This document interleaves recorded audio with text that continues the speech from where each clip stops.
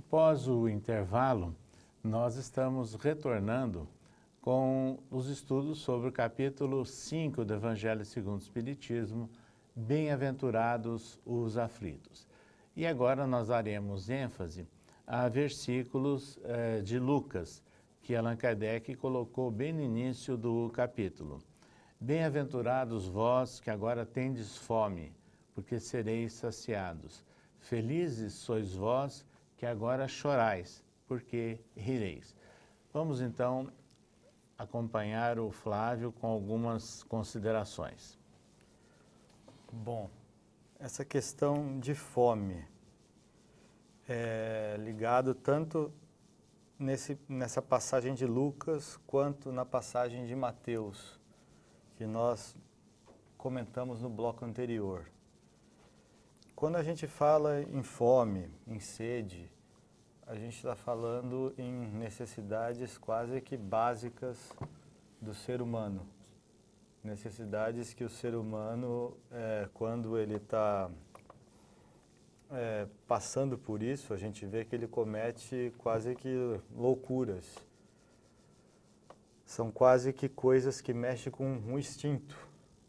Jesus estava tratando exatamente disso. Então, uma pessoa com fome, a gente vê que ela praticamente não pensa, escapa à razão.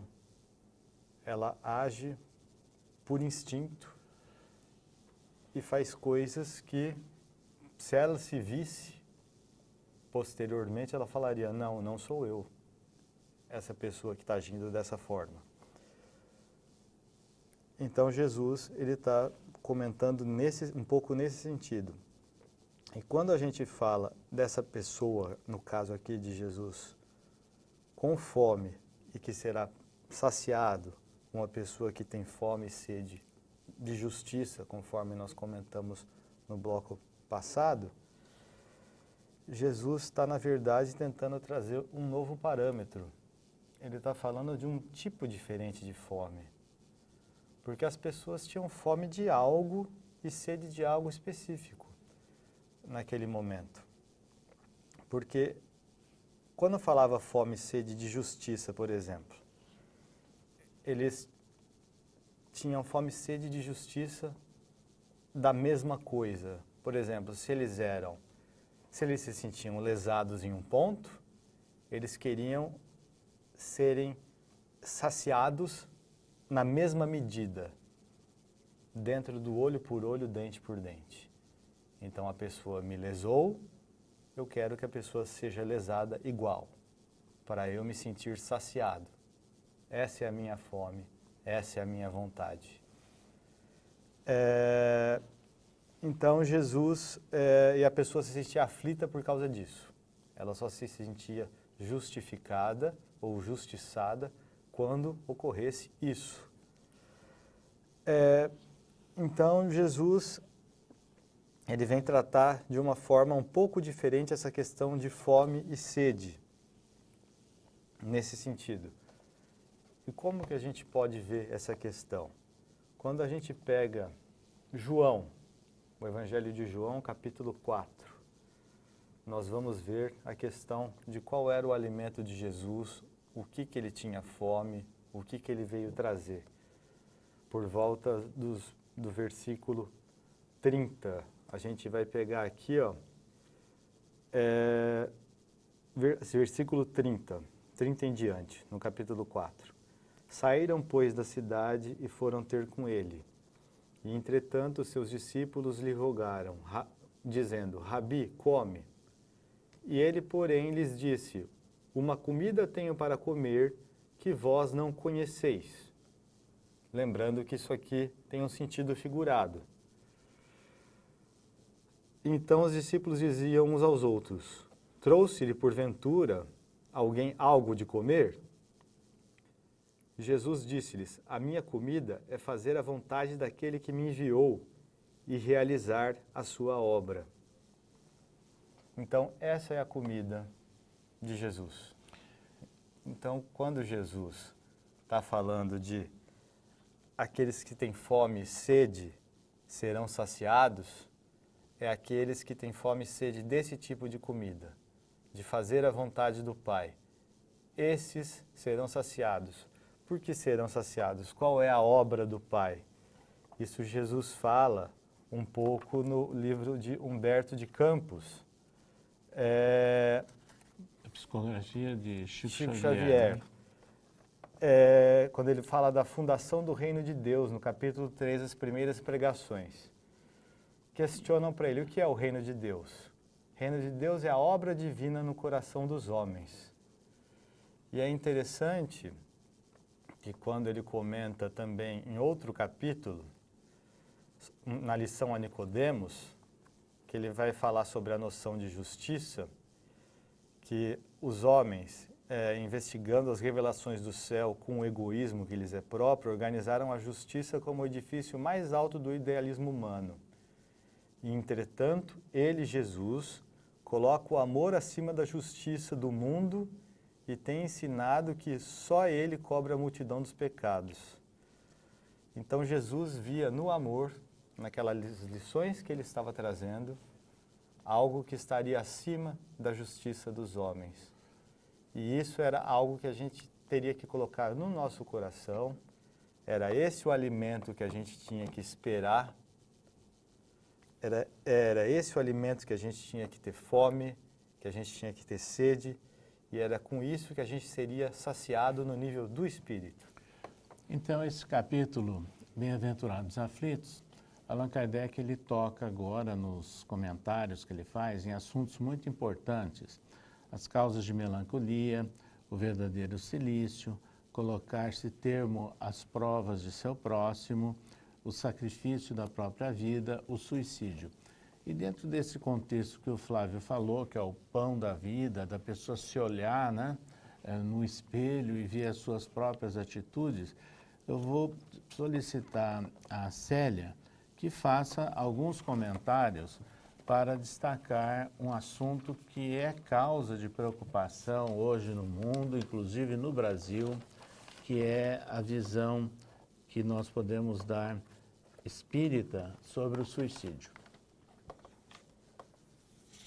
Nós gostaríamos de pegar aqui o livro Céu e Inferno, onde Kardec dedica o capítulo 5º da segunda parte ao suicídio. E ele relata alguns casos de espíritos que se comunicaram e extinguiram a sua vida pelo suicídio. Então ele conta, tem um item chamado O Pai e o Conscrito. É a história de um homem na Guerra da Itália em 1859. Ele era um negociante de Paris, um pai de família, ele era muito estimado por todos e ele tinha um filho que fora sorteado para o serviço militar e teria que ir para a guerra. Então ocorreu-lhe a ideia de suicidar-se e como o filho era único, só ele poderia ficar cuidando da mãe. Assim ele seria impedido de ir para o campo de batalha. E assim ele o fez. E logo depois, ele foi convocado para dar um depoimento na reunião em que Kardec presidia. E o espírito fala do quanto ele estava sofrendo por aquele ato que ele havia cometido. E dizia que ele achava que, apesar do sofrimento, Deus iria perdoá-lo, porque ele o fez por uma boa causa, que era impedir o filho de ir para o campo de batalha. E aí ocorre uma série de perguntas e respostas em que ele vai descrevendo o sofrimento que era muito grande e que ele teria que passar ainda por longos anos. No final, São Luís, que é o espírito que estava coordenando, ele diz que esse espírito, ele tomou essa atitude porque ele não confiava em Deus.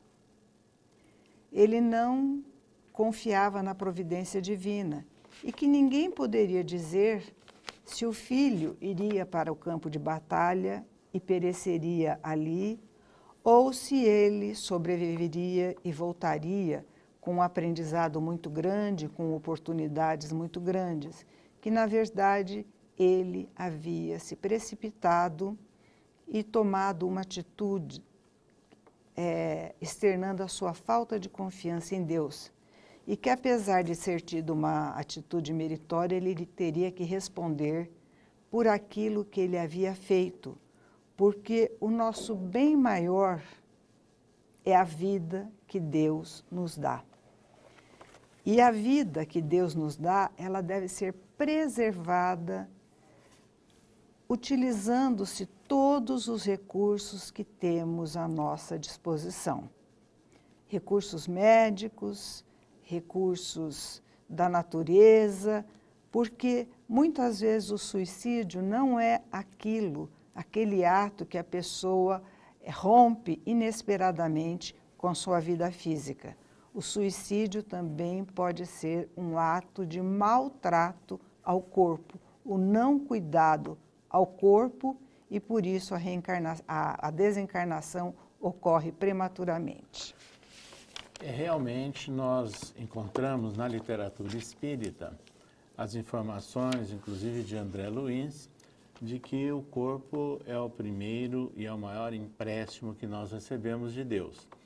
E Allan Kardec, nesse capítulo 5, ele comenta no item sobre o suicídio e a loucura que a calma e a resignação obtidas pela maneira de encarar a vida terrestre e pela fé no futuro dão ao espírito uma serenidade, que é a melhor proteção contra a loucura e o suicídio.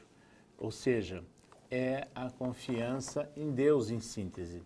Então, esse capítulo 5 do Evangelho segundo o Espiritismo, bem-aventurados os aflitos, ele nos enche não apenas de esclarecimentos, de consolo, mas também de fé no futuro e confiança em Deus. E ele é muito vasto e nós continuaremos ainda em outros programas fazendo estudos, comentários sobre o capítulo 5 do Evangelho segundo o Espiritismo, bem-aventurados os aflitos.